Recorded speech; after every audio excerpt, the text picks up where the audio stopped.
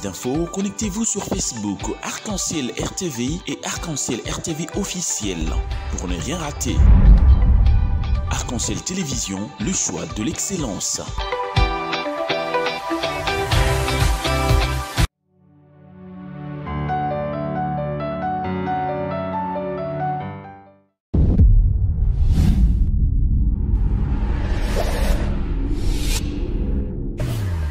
Merci, monsieur. Merci à vous tous qui nous regardez.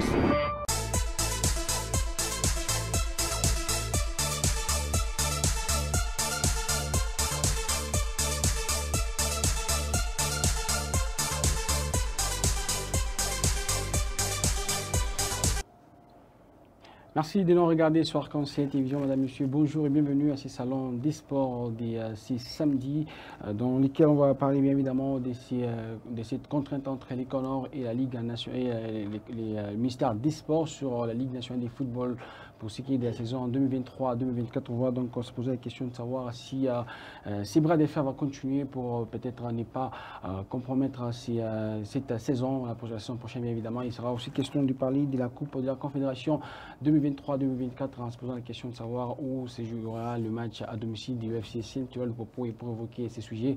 Anelka Kabila et Chris Nzero sont bien de la partie. Bonjour monsieur.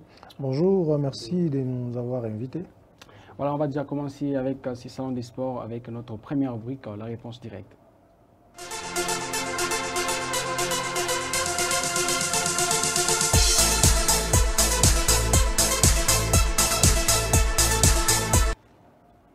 Voilà Chris, les Conors et le ministère des Sports ne sont pas donc sur la même longueur d'onde. Et est-ce que ça va compromettre la saison prochaine en Ligue nationale de football? Certainement. Anelka? Non. Voilà, on va déjà lancer les hostilités dans ces salons des sports d'ici samedi derrière ça.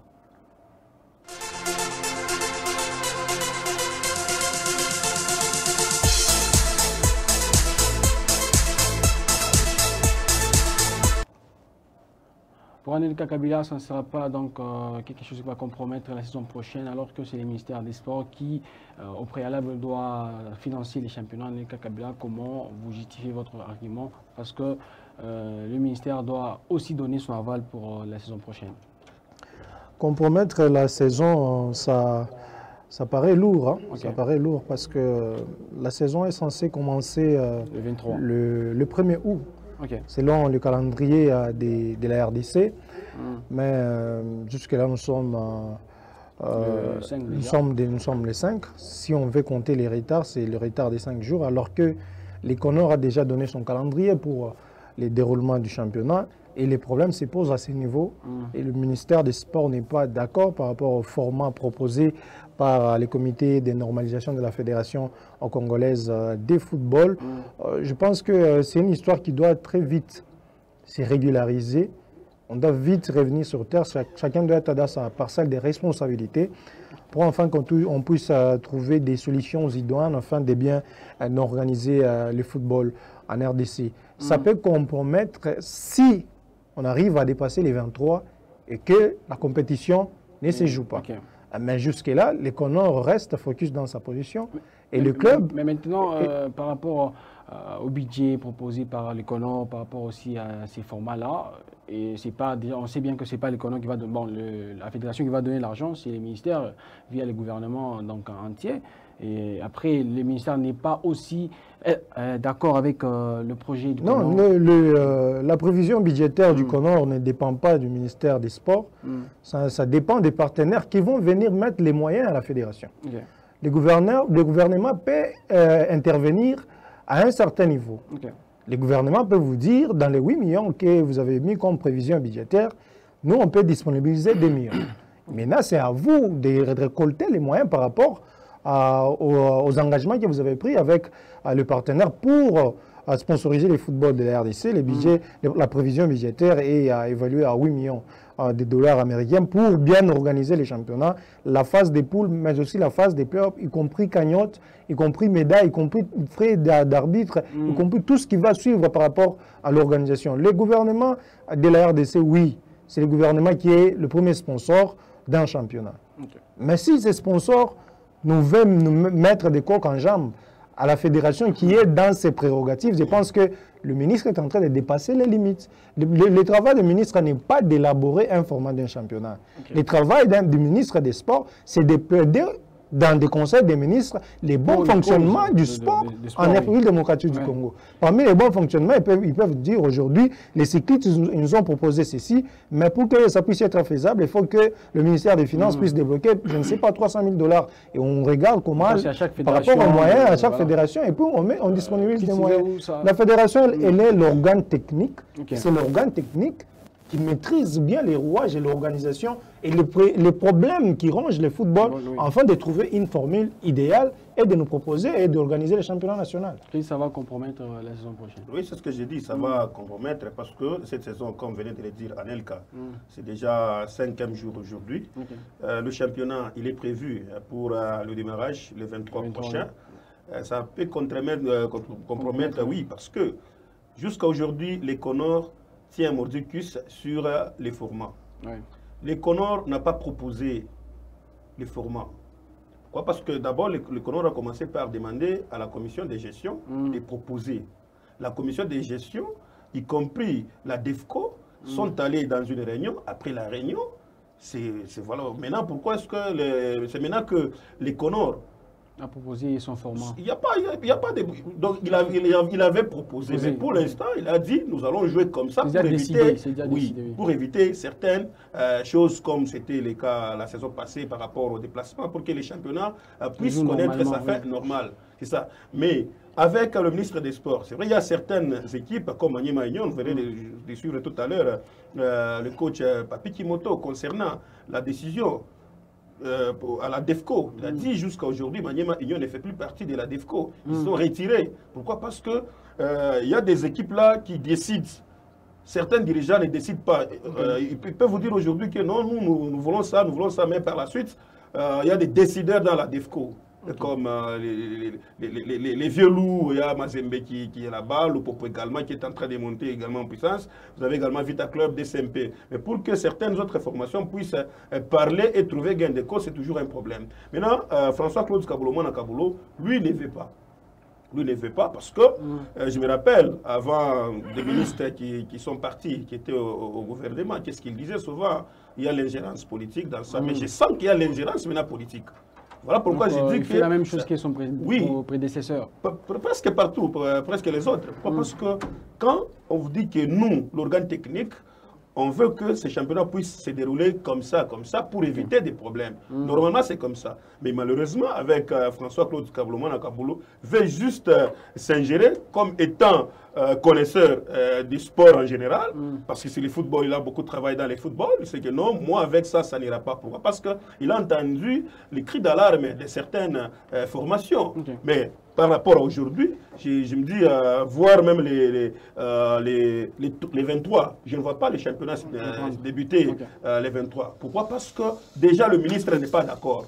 Peut-être si la fin des Jeux de la francophonie, peut-être ils vont se mettre autour d'une même table et parler un même langage pour voir les faisabilités. Si réellement il va taper le point sur la table en disant que moi je ne veux pas ce format, chercher un autre format peut-être. Et puis la FIFA est en train de voir. La FIFA est en train de voir parce que ces Conors ici, c'est une équipe composée de gens qui ont été installés nommés par la FIFA. C'est comme ça. Donc, eux aussi, ils se disent que nous, c'est la FIFA qui nous a mis ici. Nous, c'est la CAF. Nous sommes l'œil et l'oreille de la FIFA et de la CAF. Nous sommes peut-être intouchables. Voilà. Oui, c'est ça, ils sont peut-être intouchables, de changer certaines histoires, mais moi je me dis ça va vraiment compromettre si ça reste comme ça.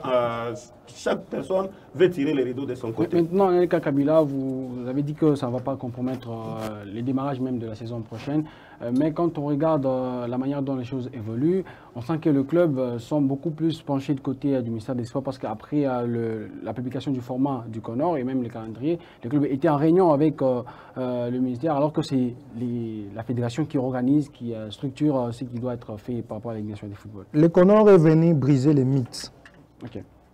Et ces dirigeants-là n'acceptent pas que ces systèmes-là où ils étaient en train d'évoluer puissent continuer. Quand on prend la composition de la DEFCO n'est pas contre les formats. La DEFCO veut que ces formats puissent être adoptés, mais qu'on ajoute 26 clubs. Que l'Afrique puisse jouer avec 26 clubs. Mais quand on regarde la composition de la DEFCO, ce sont des gens qui cherchent leurs intérêts. Guy Mafuta, il plaide pour son équipe de Dibumba pour qu'elle puisse monter en première division. Max Moké avec MK Étanchéité. Il y a d'autres dirigeants qui composent la DEFCO. Je ne vois pas l'intérêt général, je vois plutôt l'intérêt individuel des membres composants de la DEFCO qui veulent que leur club puisse jouer aussi la première division. Si on a raté à 2 reprises de jouer un championnat régulier avec 20 clubs, comment est-ce qu'on peut organiser un championnat avec 26 clubs? Même quand on a vu Patrick Banichai, Kitenge Kinkumba, Dona Moulongo et tous derrière Kaboulomana Kaboulo, je comprends qu'ils étaient en train d'évoluer dans un système et le Comore est venu briser ces systèmes pour que les choses puissent s'organiser comme ça se passe dans d'autres pays. Et voilà pourquoi ça frustre. Bon, dis-moi, aujourd'hui, est-ce qu'il faut demander l'avis des clubs pour proposer les formats? Est-ce qu'il faut demander l'avis d'un ministre pour proposer les formats? Du championnat. Ils ont les pouvoirs de la FIFA. Le Comore a envoyé une lettre à tout le monde, toutes les équipes, y compris au ministère des Sports. Ils ont bien rappelé à toutes ces institutions-là que nous sommes une institution indépendante. On ne dépend pas de l'Upopo, on ne dépend pas de V-Club, on ne dépend pas de Kaboulo parce qu'il est ministre. On fait notre travail selon ce qu'on a apprécié, selon ce qu'on a vu, selon nos observations, pour relever les défis, afin que la RDC puisse retrouver ses repères, pour qu'on puisse bien organiser les choses. Dans la procédure, est-ce que les colons ne s'est pas aussi raté, peut-être dans le sens que les colons devaient d'abord organiser une réunion avec les clubs, savoir ce que... C'était que où? Bon, parce que... C'est ça le système que les colons... Dans une période de crise, alors il faut... C'est ça le système. Il n'y a pas de crise. La crise, elle est où? Nous voulons créer une crise. Elle n'existe pas. Nous voulons créer une crise avant d'arrêter ces championnats. Les colons avaient demandé à tout le monde. Et les clubs étaient pour que les championnats puissent s'arrêter. On a démontré noir sur blanc en or les difficultés rencontrées. Mais ils ont étudié sur les difficultés. Ils vous proposent un nouveau format. Et ça commence à frustrer. Pourquoi ça peut frustrer? Avant d'abord que les colons soient installés ici à RDC, il y a beaucoup, on a vu combien de réunions. Beaucoup de réunions. Presque chaque semaine, il y avait toujours des réunions entre la DEFCO, le ministère des Sports. D'ailleurs, c'était le ministère des Sports avant Kaboulomana Kaboulo. C'était d'abord avec Serge Condé. Beaucoup de réunions pour poursuivre les championnats. Et après, les Comores est venu, beaucoup de réunions se sont organisées. Les Comores ont appelé tout le monde. Parce que les Comores ici, quand il est venu, il a appelé d'abord toutes les parties. Ils ont commencé avec la DEFCO, mais aussi la commission de gestion de l'Infoot, le COGES. Donc ils étaient ensemble, ils ont parlé, trouvé des solutions. Ils ont commencé par changer certaines histoires. Mais aujourd'hui, la crise, on n'est pas dans la crise, à vrai dire. Mais la crise, on est en train de la sentir. On est en train de la sentir. Pourquoi? Parce que certains dirigeants, ce sont les dirigeants eux-mêmes qui commencent à créer la crise. Parce que on va se rappeler lors des championnats provinciaux qui sont disputés. Ici, dans les Katanga, nous avons la formation des Tanganyika qui nécessairement devrait monter en 2e division. Mais malheureusement, comme la saison passée était déclarée blanche, donc il n'y aura pas de montée, il n'y aura pas de descente normalement. Mais malheureusement, avec certains dirigeants, eux pensent qu'il faut monter. 26 c'est beaucoup. C'est vrai, c'est vraiment beaucoup parce qu'il y a certaines nations, certaines fédérations qui organisent un championnat avec 14 clubs au niveau de l'Europe. Déjà, 14 clubs, 12 également. Bundesliga, c'est 18 clubs. Donc imaginez avec les 20 qu'on a ici, les problèmes qu'on a rencontrés avec les 20. Parce que les formats ici, les formats du Comore, ce n'est pas nouveau pour nous. C'est un format qui existait avant. C'est à travers, avec ces formats, qu'on avait terminé quand même les championnats au niveau de la RDC. Imaginez déjà. Donc ça signifie que c'est une crise qui est en train d'être cherchée par les dirigeants eux-mêmes. Voilà pourquoi il y a mécontente entre les dirigeants eux-mêmes. Il y a ceux qui veulent à ce qu'on puisse continuer avec ces formats mis en place par les Comores. Il y a les autres qui veulent les monter. Imaginez déjà que c'est là où les bas blessent. Mais déjà avec François-Claude Kaboulomana Kaboulo, comme il dit très bien avec certains dirigeants, et connaissant déjà les Chimanga, plutôt les Sambi, qui n'évoluent pas trop, qui n'ont pas évolué beaucoup plus en République démocratique du Congo, c'est là où ça complique la situation. Mais néanmoins, je me dis, comme le Comore est vraiment indépendant, il doit rester indépendant, il doit rester ferme. On ne peut pas dire que si les Comores aujourd'hui sortaient ces calendriers comme, publier les calendriers comme c'est déjà, On ne va pas dire que Kablo ne doit pas accepter. Même s'il dit que non, moi je n'accepte pas. Le championnat va se jouer. Il est bien mais le championnat va se jouer, mais après, jusque-là, les colons ne s'est pas encore trouvé des sponsoring pour le championnat prochain. Et bon, il n'y a même pas de... Ils ne se sont pas encore prononcés depuis qu'ils ont lancé les appels d'offres. Est-ce qu'il n'y a pas de sponsors? Non, c'est calme d'abord. Parce que nous ne sommes qu'au début. On n'a même pas encore commencé. Attendons les 23, c'est ce qui va arriver. Est-ce que le 23 réellement... Et puis le risque ne peut pas être seulement de compromettre le football, les championnats la saison prochaine. Ça sera l'équipe nationale, ça sera le football en RDC. Il ne faut pas oublier que le Comores, ils ont le pouvoir de la FIFA. Tout ce qu'ils peuvent déposer comme plainte, comme menace à la Fédération internationale de football, ça risque d'être contre la RDC. Ce n'est pas la première fois que ce comité puisse exister. Et puis, ça m'étonne quand les sportifs congolais nous disent « Oh, ils n'ont que 6 mois, ils sont là pour organiser les élections. » Non, ce n'est pas seulement ça. La FIFA les a donné la mission de normaliser le football congolais. Le football congolais ne se limite pas aux élections. Le football congolais, c'est aussi un championnat régulier, c'est aussi un championnat qui a des sponsors, c'est aussi un championnat qui a des commissions syndicales. Dans des pays sérieux, les gens comme la DEFCO, c'est des commissions syndicales qui sont en train de suivre les salaires des prêts de chaque club pour qu'on puisse payer les joueurs. Donc, pour moi, ici, les Comores, pour moi, je les félicite.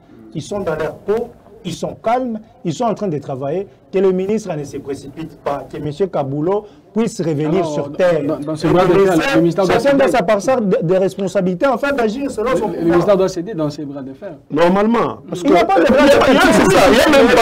Il n'y a même pas le bras de fer. Le Comores vous a sorti un calendrier. Nous devons respecter le calendrier du Comores. C'est ça, parce que si vous regardez ce calendrier, il est bien. Quand bien même qu'il y a beaucoup de choses par rapport au stade, les autres là-bas, mais néanmoins, le calendrier, il est bien.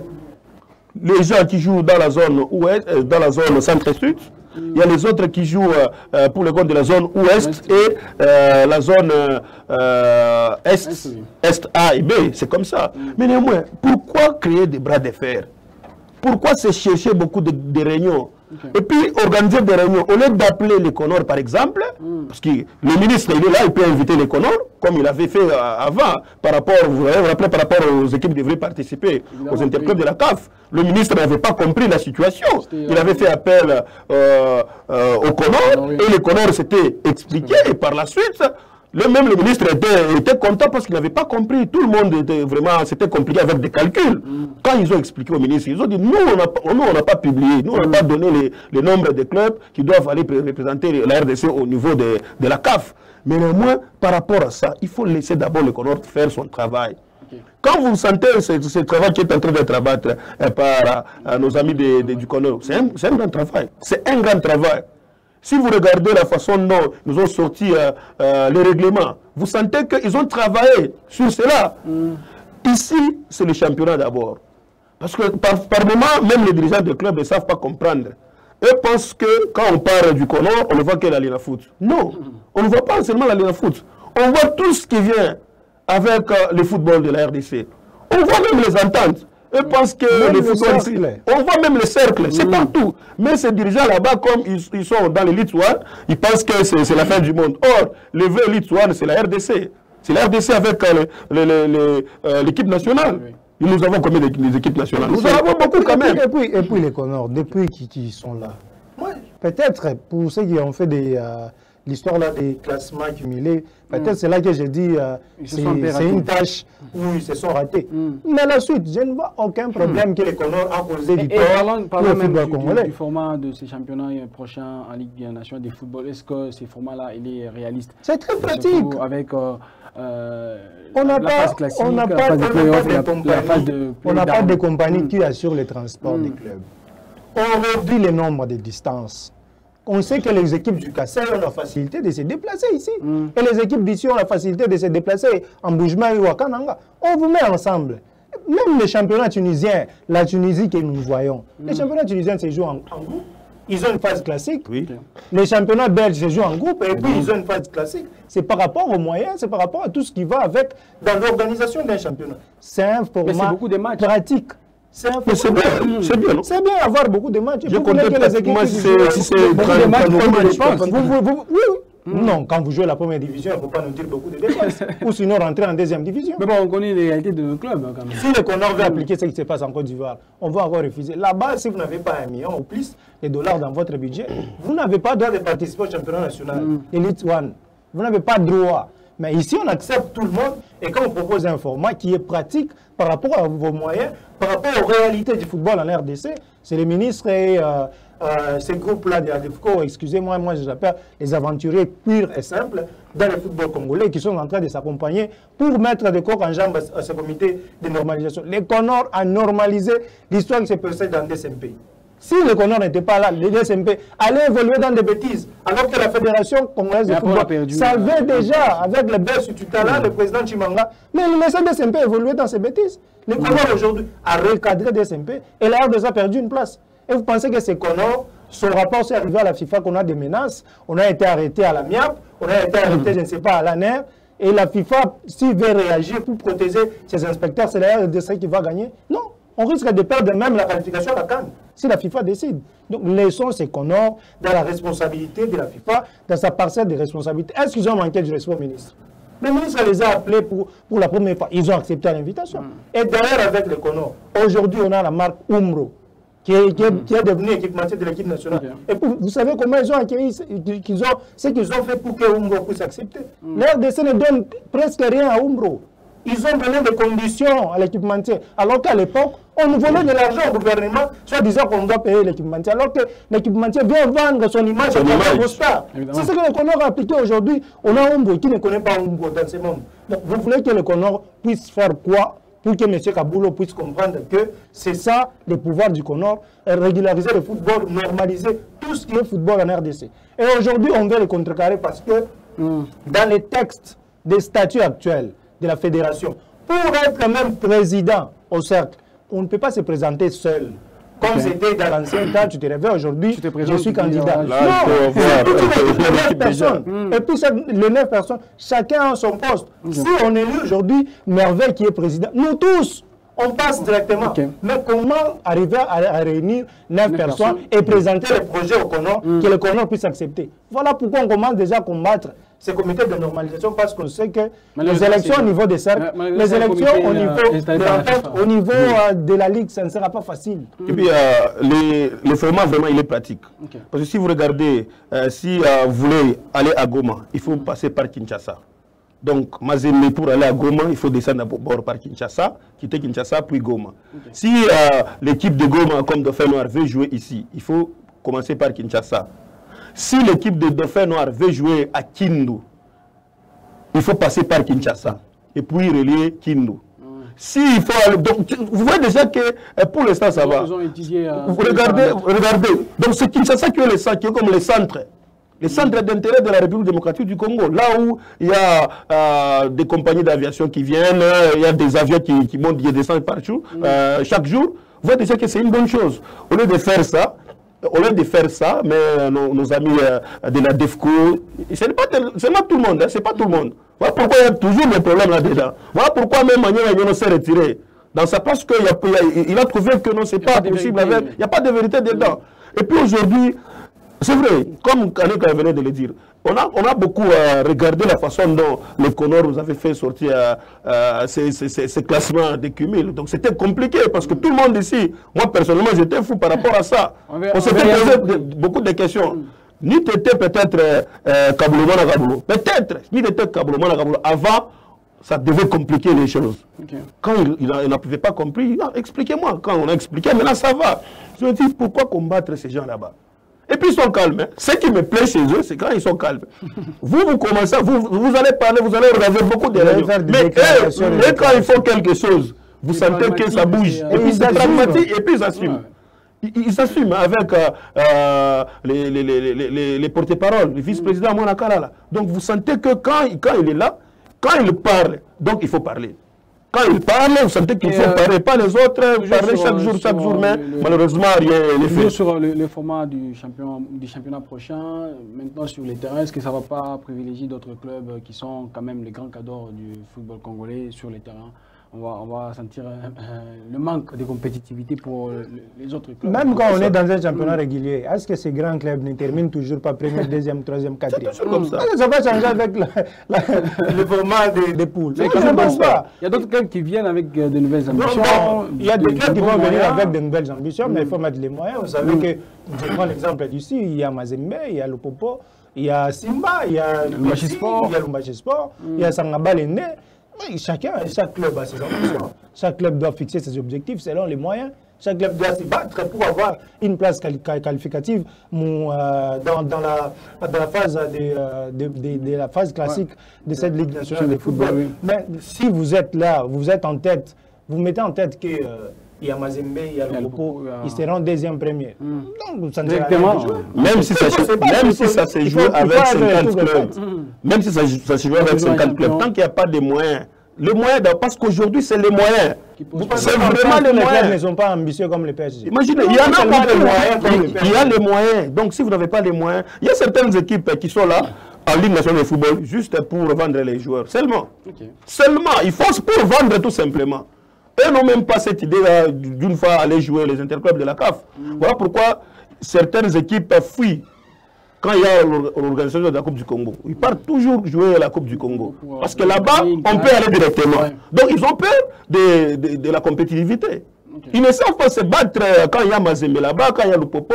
Vous sentez que certaines formations ne savent pas s'exprimer. Mais pendant que si ils mettaient des moyens, je vous dis, ça sera l'organisation, c'est les moyens. Parce que vous pouvez avoir beaucoup d'argent, mais manque d'organisation, vous n'allez rien faire. Mais par rapport à aujourd'hui, donc moi je me dis, ça c'est un bon format. Et là, on va voir les équipes qui ont des ambitions. Il est vrai qu'on ne peut pas dire aujourd'hui que quand on voit le Popo en train de recruter par-ci par-là, Mazembe également, chaque équipe est dans son coin et évolue actuellement selon ses ambitions.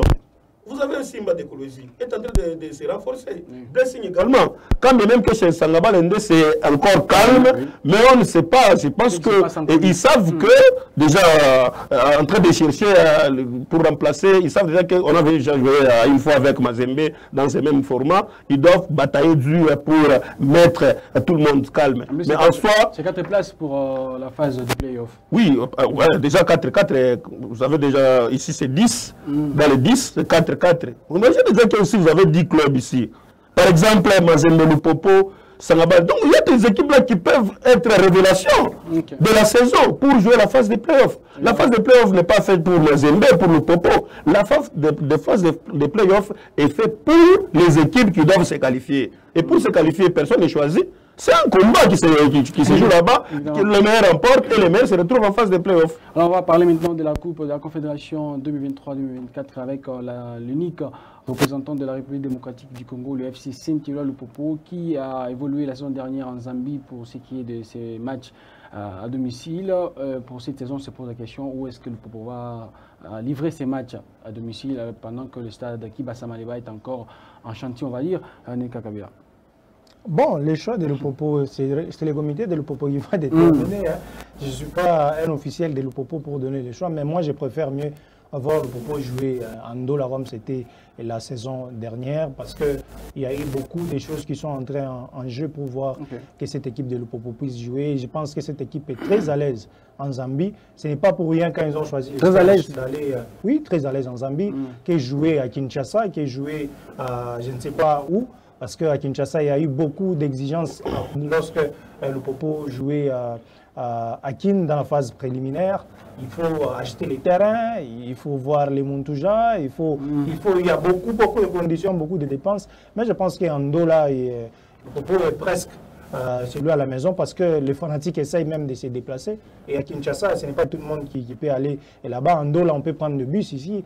Et dans 27 jours, on est en Ndola, on regarde le match et le lendemain, on rentre chez lui. Et ce n'est pas pour rien que le Popo a choisi de faire son stage en Ndola. Je ne dis pas que le Popo va jouer en Ndola, mais je préfère que cette équipe puisse jouer en Ndola parce que ça sera très à l'aise. J'ai vu à 3 reprises Andola, comment le Popo était, on dirait ils étaient avec lui démocratique du Congo. Donc les Banandola s'est déplacé, il y avait une mobilisation, l'équipe n'avait pas l'effectif aussi pour cette compétition, pour ce niveau de compétition, et voilà pourquoi ils ont eu à perdre des matchs aussi bêtement. Et moi, je comprends que dans l'effectif, il y avait aussi quelques éléments qui étaient en train d'apprendre. Et pour cette saison, les ambitions est de faire mieux que la saison dernière.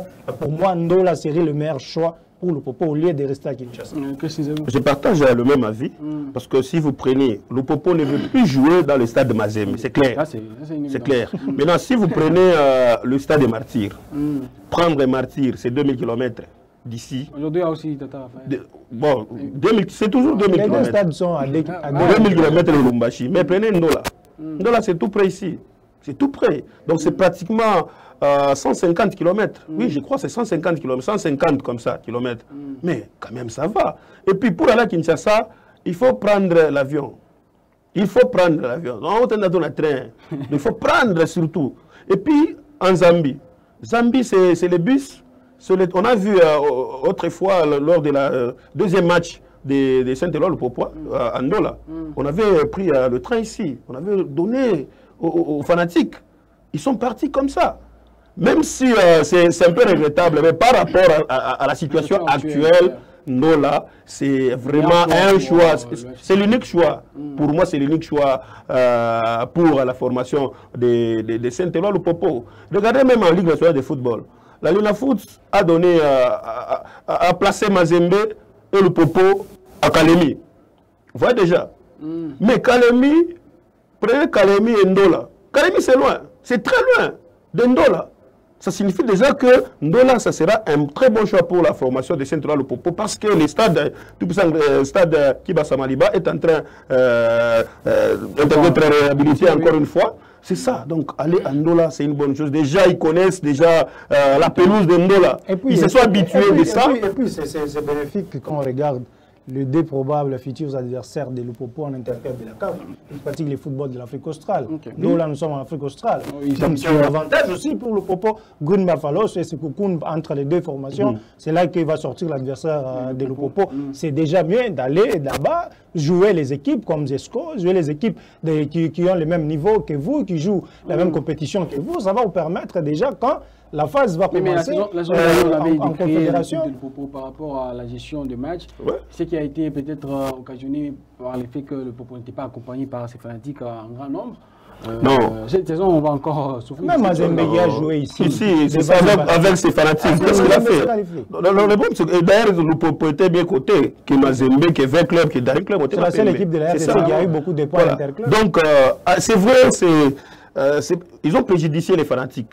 C'est comme ça. Ce n'est pas le Popo qui a voulu ça aujourd'hui. C'est la réalité qui existe aujourd'hui. On ne peut pas dire que parce que Kabila ne veut pas faire vite avec le stade Frédéric Bassamaliba, il a tenté de faire, mais ça n'a pas tourné. Mais qu'est-ce qu'il doit faire? Non, là, c'est mieux. Parce que déjà, il y a une croix sur le stade de Kamalondo. C'est une croix déjà. Mais non, là, c'est plus mieux. C'est plus mieux. Et d'ailleurs, par rapport à la gestion, ce ne sont pas les fanatiques qui gèrent les matchs. Non. Les champs... D'ailleurs, par moment, ça frustre. Par moment. Quand vous avez des fanatiques, vraiment, un nombre de fanatiques consistants, ça a toujours été difficile. Ici, au stade de Tepenglaber Mazembe, on a vu Mazembe être éliminé ici. Pendant que tout le monde, le stade était déjà plein pour voir comment est-ce que Mazembe va se produire. Le 12e homme, il était là-bas, mais Mazembe n'a pas fait mieux. C'est un ancien discours. C'est un ancien discours. Là, aujourd'hui, je me dis... on va vous battre chez vous et pour le problème, c'est qu'il y a aussi les problèmes, les problèmes financiers. C'est vrai, sur le plan financier, le Popo est en train de perdre.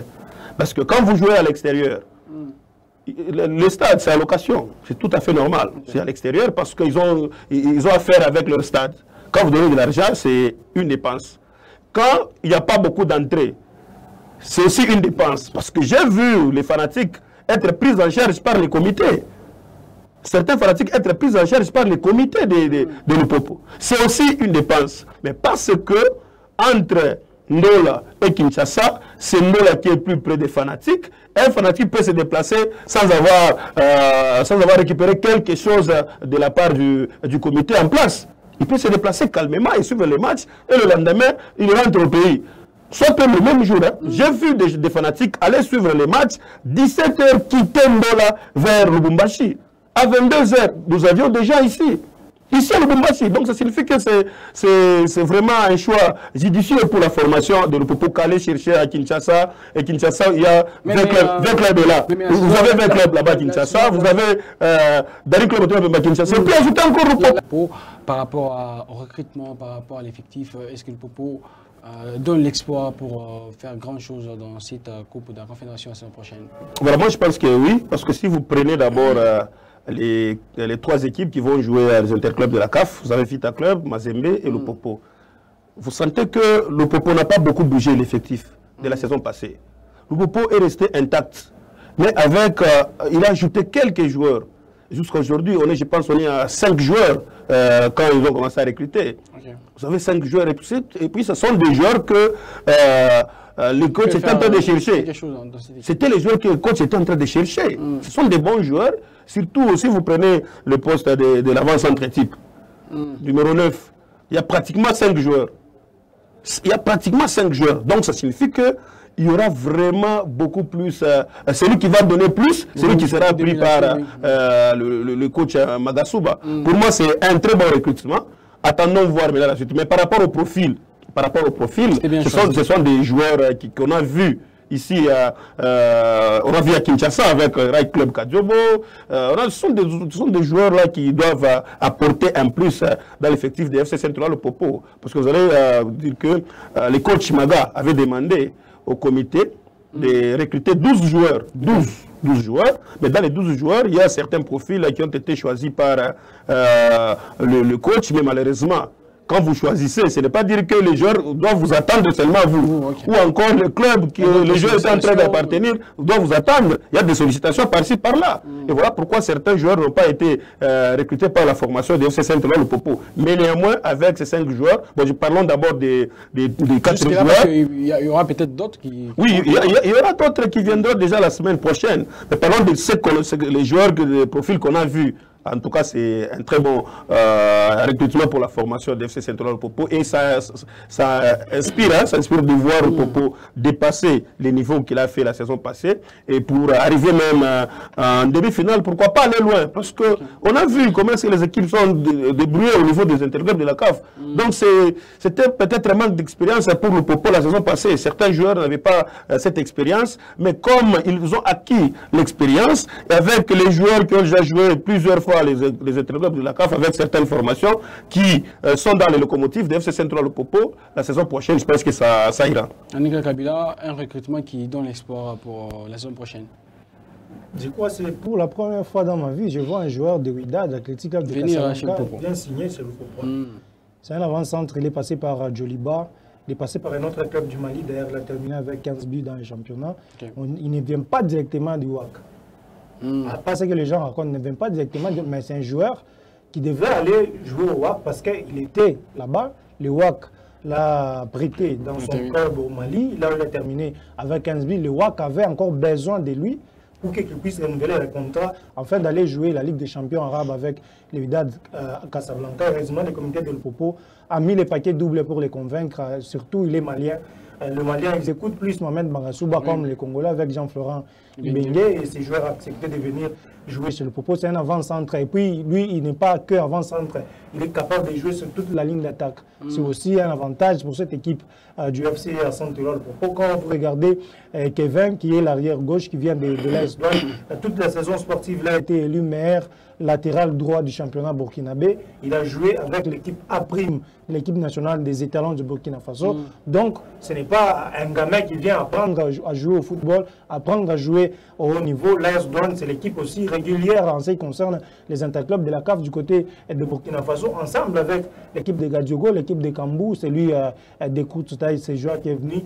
Magasuba l'a vu lors du match aller, le Popo Kadiogo et Kadiogo le Popo. Ces jeunes a broyé Mika Miché, OCT, y compris Alain Katerina qui était au milieu de terrain. C'est lui qui prenait tous les ballons malgré sa taille, malgré sa façon d'être. Il est très véloce, très efficace au milieu de terrain. Pour moi, je pense que C'est un recrutement ciblé, c'est ce qu'on appelle le recrutement ciblé. Magasuba a voulu troubler aussi les comités sportifs de Lupopo. Chercher 10 joueurs pour faire quoi avec. Voilà pourquoi on l'a remis à 5 d'abord, qui vont arriver. Il y a jusque-là 3. Les jeunes qui vont arriver de Kinshasa, José Moussa Diakité, et il a fini meilleur buteur dans les PFK dans l'entente de football provincial de Kinshasa. C'est lui qui a terminé meilleur buteur. C'est d'ailleurs, il vient de l'équipe où on a formé Jonathan Matsakidi, à l'équipe des Papi Kamba, les Croyants, oui. Et c'est de là qu'il va venir. On espère que c'est l'avenir aussi que le Popo est en train de préparer. En ce qui concerne la concurrence, au poste de numéro 9, il y a 3 joueurs plus le Malien qui est venu, ça fait 4. Il y a Georges Mpolé qui est venu de la Tanzanie, il y a Tchatakora, il y a Osomaku, il y a sans oublier aussi le poste de gardien. Le poste de gardien aussi, je crois bien qu'il faut renforcer Omosola aussi, avec un gardien expérimenté. Il ne faut pas voir Omosola se blesse aujourd'hui. On commence encore à pleurer, et parce que le Popo, les gardiens qui étaient là, ils n'ont presque rien prouvé la saison dernière. Je crois que l'équipe va encore renforcer l'arrière droit parce que Aruna est rentré chez lui au Niger. Il ne reste que Luisson, c'est fou, il faut les seconder. Déjà, il y a une très bonne concurrence à ce qui concerne l'arrière gauche. Il y a Chadar Boka Isaka, international congolais. Il y a Kevin qui est international burkinabé. Donc, il y aura une forte concurrence à ces postes. C'est ça une équipe de football, l'émulation. Il ne faut pas, quand vous jouez un match, il y a un remplacement. On constate déjà la baisse des régimes. Il faut que vous gardez la constance en termes de production sur les jeux. Et je pense que c'est dans cette optique que le Popo est en train d'évoluer. Il y a déjà les défenseurs. Il y a Kevin encore, c'est un Nigérien. Il est défenseur, il est là. Il y a Youssoufou Bouraman qui est togolais, il est là. Il y a Ikoyo Yembe qui est là. Il y a Jean-Silita Demani, il est là. Donc, c'est une équipe qui va évoluer avec une forte concurrence. C'est à l'entraîneur maintenant qui aura un grand travail de faire intégrer tous ces joueurs, de faire intégrer ces nouveaux pour que l'équipe de Lupopo puisse avoir la mayonnaise, comme les fans de cette équipe aiment bien appeler leur club Lupopo mayonnaise. Voilà, on va poursuivre, donc suivre bien évidemment cette équipe du FC Saint-Lupopo qui va se produire en Coupe de la Confédération. Il est donc le seul représentant de la République démocratique du Congo en Coupe de la Confédération la saison prochaine. Et on va suivre cette équipe-là, et surtout par rapport au choix du stade. Bon, on a donné beaucoup plus raison à Lupopo à Ndola, mais on va voir si le comité sportif va décider de Lupopo à Ndola pour ce qui est des matchs à domicile en Coupe de la Confédération. Merci à vous, précisez-vous, d'être passé dans cette merci à vous, Merveille Mwemba. Merci également à mon ami Anelka Kabila et à toutes les personnes qui nous ont suivis. Merci à vous, Anelka Kabila. C'est toujours un plaisir de passer sur Arc-en-Ciel et partager ces beaux plateaux des salons de sport.